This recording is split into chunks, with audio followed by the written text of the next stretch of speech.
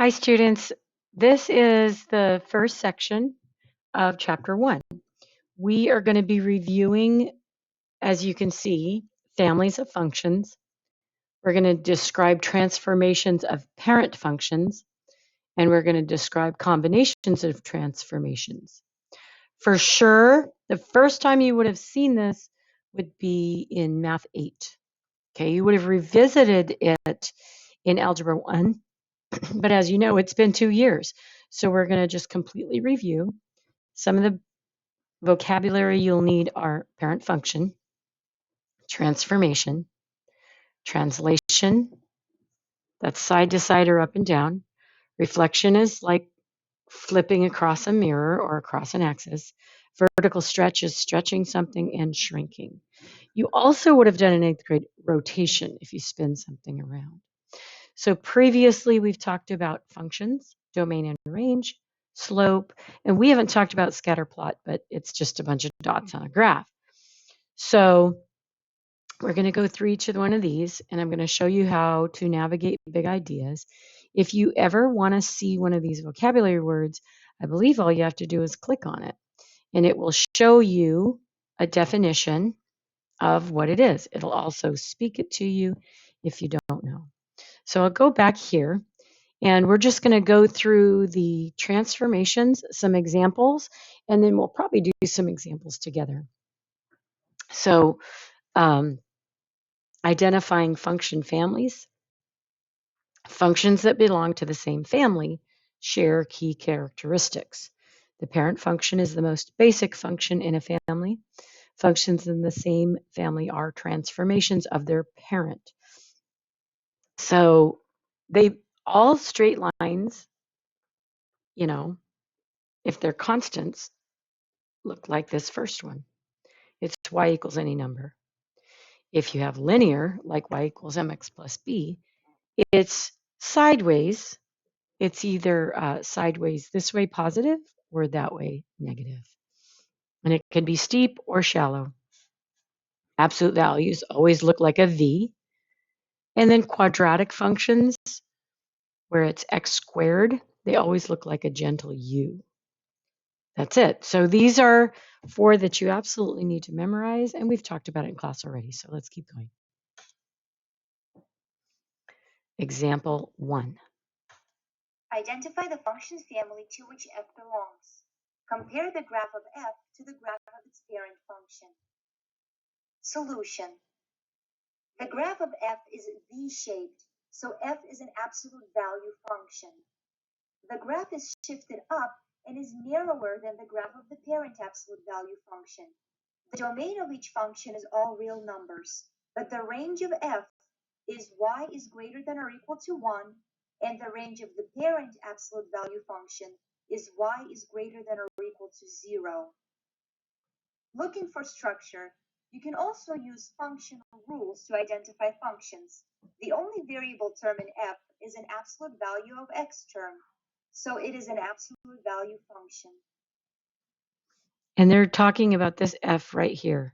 It says f of x equals 2 times the absolute value of x plus 1. So these are some examples we may do in class. Let's just see how it works out. I'll probably do them with you. And the question is, to which function family does g belong? So here's g of x. That's our function called g. And it says 1/4 times parentheses x minus 3. And then that's squared. So anytime you see a squared, that's going to be a quadratic. So we answer quadratic. And then you check it. And it gives you a green check. Yay. If it doesn't give you a green check, you can always press show. It will show you the solution, and it will also tell you if there's any previous skills reviewed. Okay, now if we're going to describe a transformation, it changes the size, shape, position, or orientation of a graph. A translation is a transformation that shifts a graph horizontally and or vertically, but it doesn't change the size, shape, or orientation. You may remember that it was called a rigid transformation because It's stiff. It's exactly the same, rigid. It doesn't move. So we're going to hear the voice for this one. Graph g of x equals x minus 4 and its parent function. Then describe the transformation. Solution. Remember that the slope-intercept form of a linear equation is y equals mx plus b, where m is the slope and b is the y-intercept. So the function g is a linear function with a slope of 1 and a y-intercept of -4. So draw a line through the point 0, -4 with a slope of 1. The graph of g is 4 units below the graph of the parent linear function f. So the graph of g of x equals x minus 4 is a vertical translation 4 units down of the graph of the parent linear function. A reflection is a transformation that flips a graph over a line called the line of reflection. A reflected point is the same distance from the line of reflection as the original point, but on the opposite side of the line.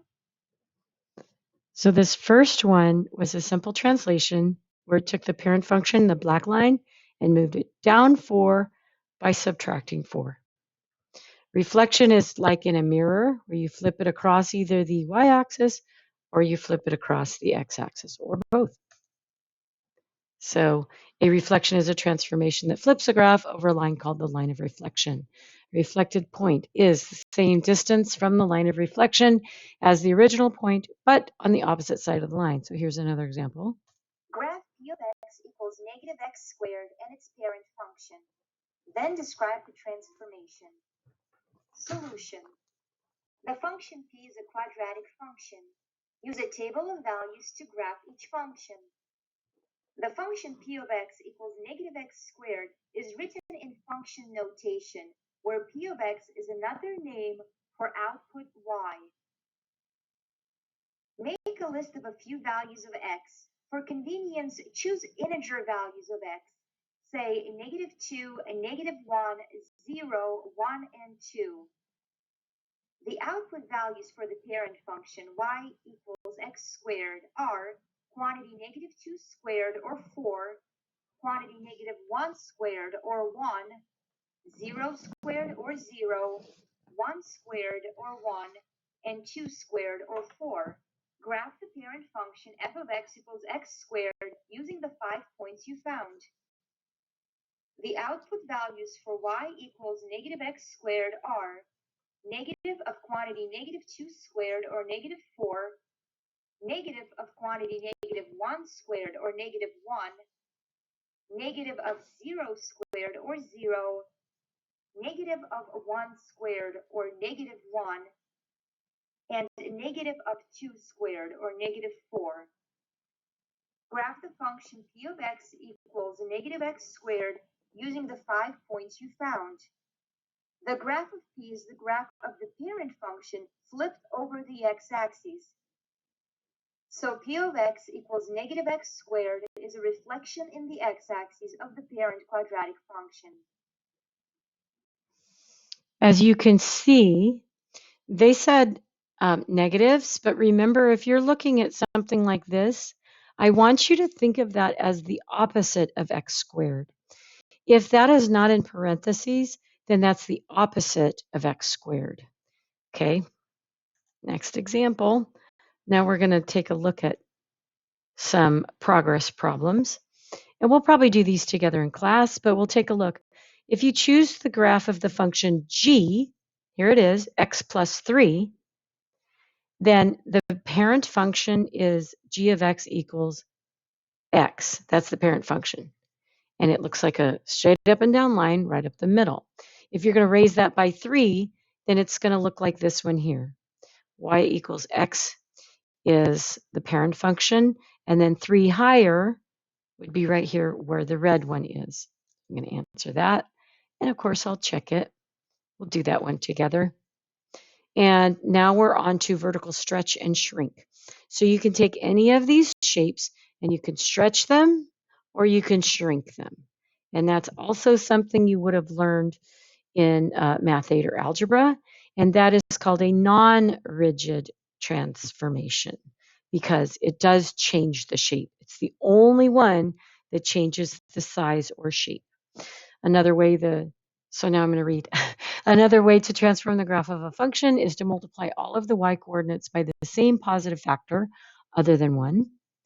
When the factor is greater than 1, the transformation is a stretch. And when the factor is more than 0 but less than 1, it's a shrink. So it's like a fraction. So something would get half as big, right? Okay, so here's example 4. We're graphing and describing stretches and shrinks. Graph each function and its parent function. Then describe the transformation. A. G of x equals 2 times the absolute value of x. B. H of x equals 1/2 x squared. Solution. A. The function g is an absolute value function. Use a table of values to graph the functions. Make a list of a few values of x. For convenience, choose integer values of x. Say -2, -1, 0, 1, and 2. The output values for the parent function y equals the absolute value of x are absolute value of -2 or 2, absolute value of -1 or 1, absolute value of 0 or 0, absolute value of 1 or 1, and absolute value of 2 or 2. Graph the parent function f of x equals the absolute value of x using the 5 points you found. The output values for y equals 2 times the absolute value of x are 2 times the absolute value of -2 or 4, 2 times the absolute value of -1 or 2, 2 times the absolute value of 0 or 0, 2 times the absolute value of 1 or 2, and 2 times the absolute value of 2 or 4. Graph the function g of x equals 2 times the absolute value of x using the 5 points you found. Note that the y-coordinate of each point on G is 2 times the y-coordinate of the corresponding point on the parent function. So the graph of g of x equals 2 times the absolute value of x is a vertical stretch of the graph of the parent absolute value function. The function h is a quadratic function. Use a table of values to graph the functions. Make a list of a few values of x. Try -2, -1, 0, 1, and 2 again. The output values for the parent function y equals x squared are quantity -2 squared or 4, quantity -1 squared or 1, 0 squared or 0, 1 squared or 1, and 2 squared or 4. Graph the parent function f of x equals x squared using the 5 points you found. The output values for y equals 1/2 x squared are 1/2 times quantity -2 squared or 2, 1/2 times quantity -1 squared or 1/2, 1/2 times 0 squared or 0, 1/2 times 1 squared or 1/2, and 1/2 times 2 squared or 2. Graph the function h of x equals 1/2 x squared using the 5 points you found. Note that the y-coordinate of each point on h is 1/2 of the y-coordinate of the corresponding point of the parent function. So the graph of h of x equals 1/2 x squared is a vertical shrink of the graph of the parent quadratic function. Reasoning abstractly, to visualize a vertical stretch, imagine pulling the points away from the x-axis. To visualize a vertical shrink, imagine pushing the points toward the x-axis. In fact, one of the things I used to do is I would teach my 8th graders when I was in junior high. I would have a rubber band on my wrist like this, and I would say, okay, if I pull it like this, does it get skinnier or wider? In other words, if I stretch it, it gets skinnier. But if I have it like this also, like this, and I squish it, then it gets wider. Okay, so a stretch will get skinnier, but a shrink will get wider because it's like you're squishing it. Just remember that. We'll do some more. Okay, we are almost done. Do a couple more problems. Choose the graph of the function g and its parent function. So g of x is 3 times x. That means our parent function is without the 3. It's just y equals x. So you find the one that says y equals x. Oh, look, they all do. Okay, so the blue line is y equals x. 3 times that line is going to be, this is like 1. It's going to be 3 times steeper because the coefficient in front of it is the slope. So this would be 1, this would be 2, this would be 3. So it's going to be, the red line will be steeper than the blue line. So it's going to be this one here. But at 0, it's still at 0. So just more practice. That's what you're going to need. Check that. We get a green arrow. Yay. Okay. Now that we've talked about the transformations, the last thing to do then, of course, is to combine them and make them even harder. So you can do a combination of transformations as well, and that's what these examples show. Use a graphing calculator to graph g of x equals negative of the absolute value of quantity x plus 5 minus 3 and its parent function. Then describe the transformations. Just remember, we're not using a graphing calculator. We're using Desmos, so you can use it on your phone or on another tab in your computer. So, solution. The function g is an absolute value function.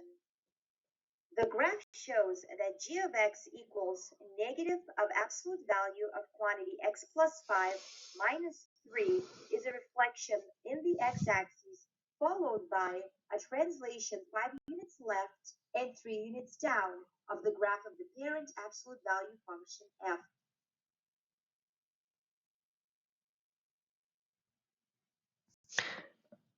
hopefully you can see this. It's flipped upside down.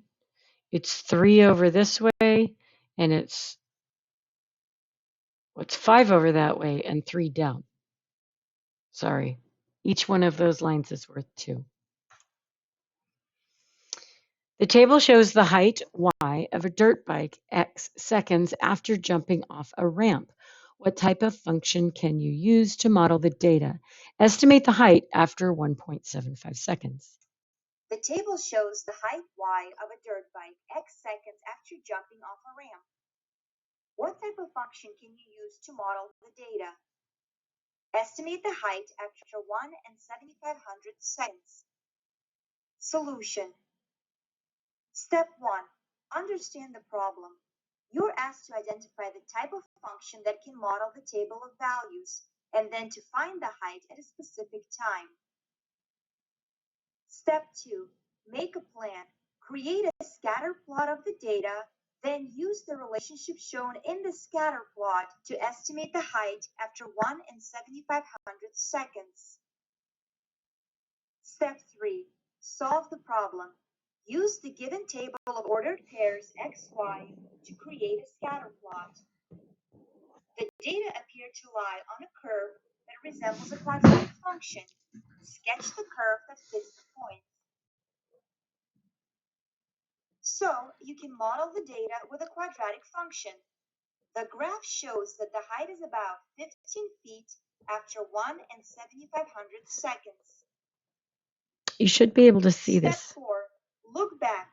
To check that your solution is reasonable, analyze the values in the table.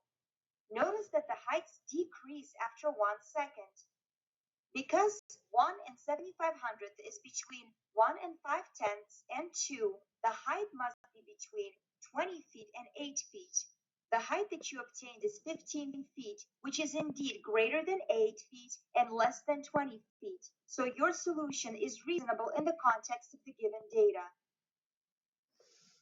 Okay, so I want to just point out up here, the 1.75, right, is what they're talking about here. So your numbers have to be between 8 and 20 when you go up to the graph. So once you do have a graph, you'd be right here is 1, right here's 1.5, right here's 2. So you'd go to where 1.75 is on the x, and then you'd go up to see where it hit the blue line, and then you'd go across then to see where it hits, and that's 15. If you didn't follow all that, okay? And let's go. 3 more examples, that's it. So now we're going to monitor here. If we use a graphing calculator to graph the function -1/4 x plus 5 and its parent function, then describe the transformations. So what you're going to want to do here is take a look, okay? The graph of h is a reflection in the, okay? So you've got this graph, and it's going to flip to negative. And so you're going to fill in the blanks. I'm going to leave this to do it with you during class because I don't know how to switch tabs here. So we'll just go to the next one. And then that's it for practice. Now we're going to walk through how to do your assignments. You can either use the book and do the work on paper and enter your homework problems like in your phone, or you can grab a Chromebook and go directly through the assignment that I've given you. You need to have at least 75% or higher to have a satisfactory assignment. So for now, I'm going to end this, and we'll see you in class.